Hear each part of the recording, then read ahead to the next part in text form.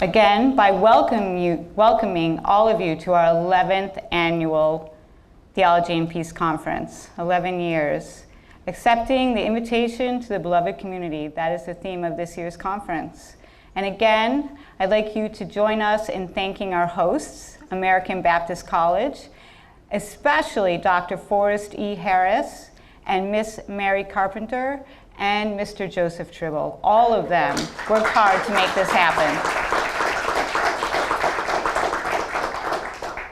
I would also like to thank the Raven Foundation and Imitatio for their generous financial support, without which I don't know if we could make this conference happen. So let's thank them as well.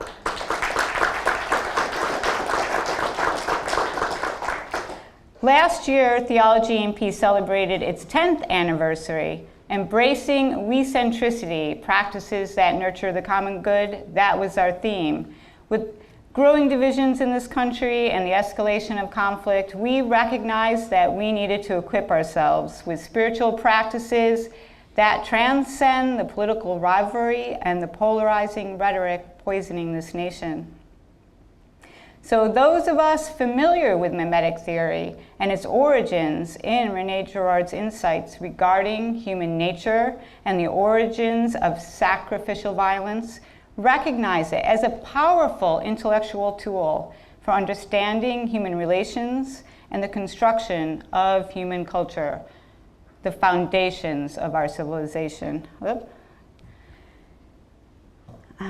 So no matter how much we may try to behave ourselves, individuals are not autonomous. This is one of Girard's central insights. No matter how much, we are wired for community.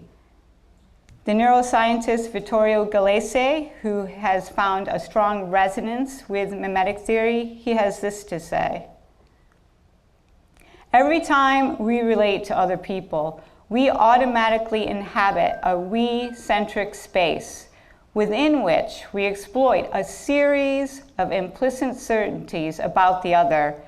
This implicit and pre-theoretical, that means this is before thought and rationality and theory, but at the same time, contentful state enables us to directly understand what the other person is doing, why he or she is doing it, and how he or she feels about a specific situation. So that's Galese. According to Girard, the most immediate, it's a problem of reading off a laptop. The most immediate and significant connection we have with others is our pre-rational imitation of each other's desires and emotions. Girard labels this mimesis. The question then becomes, what sort of communal space are we inhabiting? Theory will only take us so far in addressing this. At some point, we must work this out in the lived experience of our interindividuality, and that's a neologism that Girard coined. And interindividuality means in community, which leads me to Martin Luther King Jr.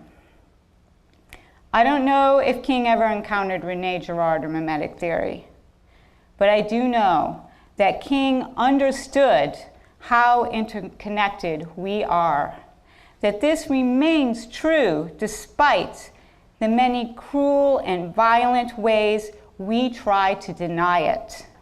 King writes in his sermon,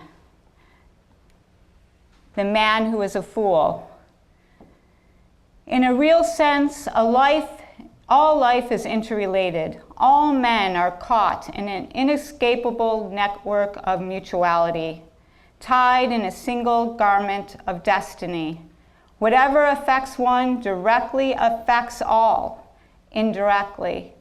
I can never be what I ought to be until you are what you ought to be, and you can never be what you ought to be until I am what I ought to be. My computer is playing tricks on me. In the foreword to King's book of collected sermons, in which you would find this one, Strength to Love, his wife Coretta says that his theological belief in the interdependence of all life inevitably led to methods for social change that dignified the humanity of the social change advocate as well as his adversary. And that's important for us who study mimetic theory. This ethos of respecting your adversary, an ethos that King not only preached, but more importantly, lived and breathed, is one we sorely need today. King has been gone 50 years, and we are here commemorating his death. In tonight's film, King in the Wilderness, we will hear stories from those who knew him and worked with him. And in their testimonies, we will feel the impact that King had on those around him. I haven't seen the film yet, just the preview. But based on all that I have read and seen about King, I'm willing to bet that we will be affected tonight by the mimetic power of this person, filled as he was with a passion for the beloved community. Some will say that King did not realize that dream in his lifetime. I don't know, that's up for debate. And we may not realize it in ours, but nevertheless, we will succeed to whatever extent that we live into King's dream while we are here at ABC, American Baptist College. We cannot help but have an effect on each other because we are interconnected. So now I want to tell you a story and then I'll be done. Some of you may recall at last year's conference, we announced the theme and location for this year. We had intended to go to Scarlett Bennett Retreat Center, adjacent to Vanderbilt.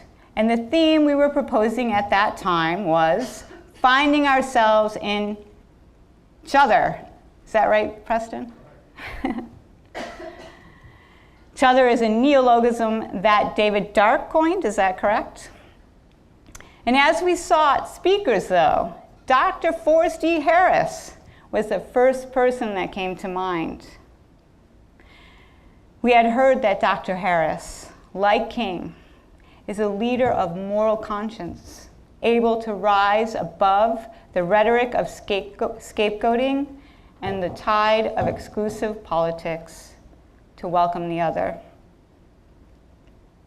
Upon receiving our invitation to speak, Dr. Harris reciprocated with a better invitation. He asked that we hold our conference at American Baptist College.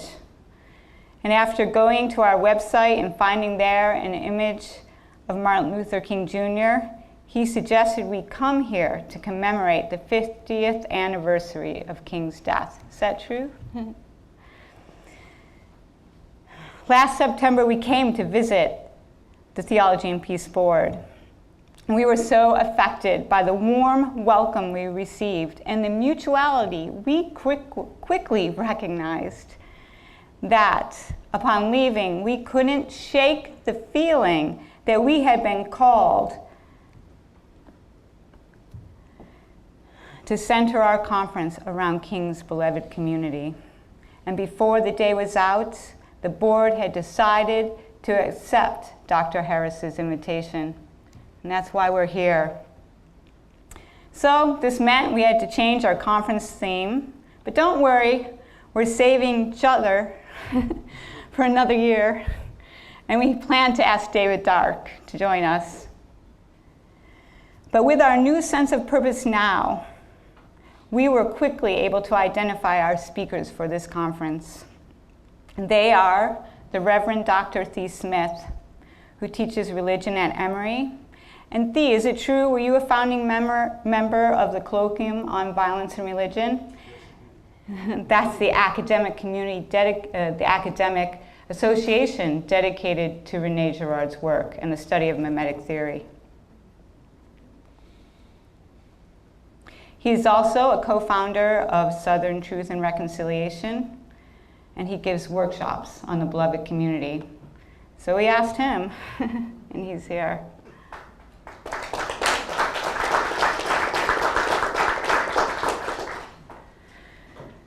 Becca Stevens, she is the founder of Thistle Farms.